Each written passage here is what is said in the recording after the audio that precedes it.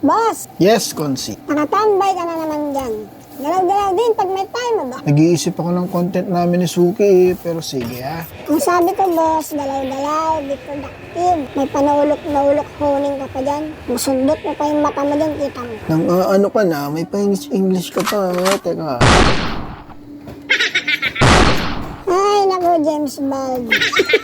At James Bald ang putek. Sige na nga, ibubonus ko na lang tong pata na to. Ulamin namin mamaya. Ha? Naboboneless ba yung pata, boss? Oo naman, pero yung upper part lang ang tatanggalan natin ng buto, syempre.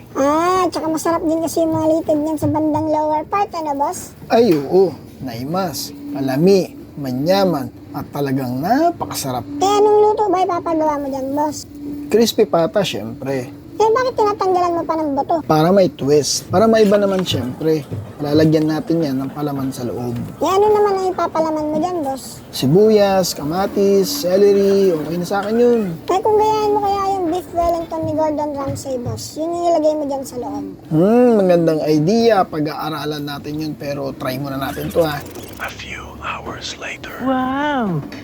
Wow naman!